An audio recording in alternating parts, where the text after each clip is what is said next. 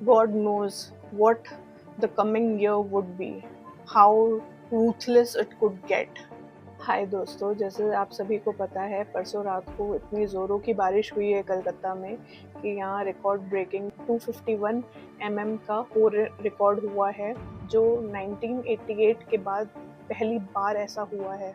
All over India में भी highest 180 की रिकॉर्डिंग हुई है एंड कोलकाता में इस बार आउट ऑफ सीजन 251.6 की रिकॉर्डिंग हुई है। इसके वजह से काफ़ी अर्थव्यवस्था में फ़र्क पड़ा है।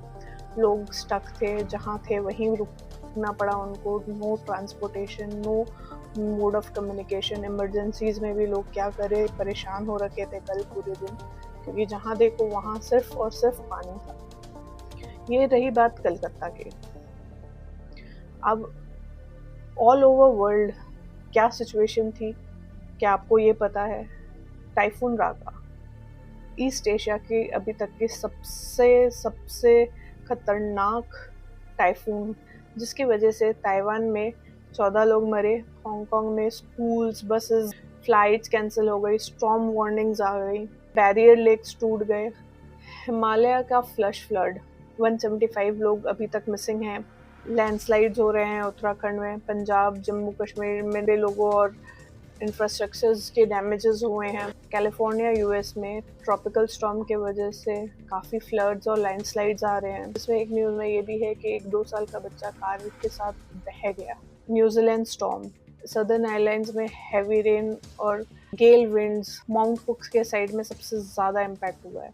इटली, स्पेन, यूके में फ्लड्स और लैंडस्लाइड्स वार्निंग लगातार बने रह रहे हैं। नॉर्थ चाइना रेनी सीजन 1961 के बाद ये सबसे लंबा रेनी सीजन हुआ है रिकॉर्ड चाइना में।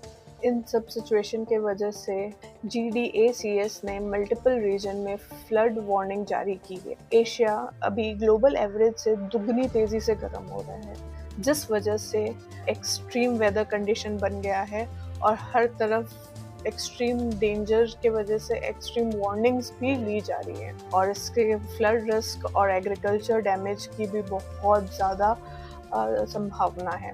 ये जो कंडीशंस है ये बहुत ही एक्सट्रीम और बहुत ही डेंजरस है फ़िलहाल। इन सिचुएशन का अवेयरनेस और इन सिचुएशन इनके बारे में जानने का अवेयरनेस हम सभी में होना चाहिए, क्योंकि ये हमारे फ्यूचर को डायरेक्ट करेगा।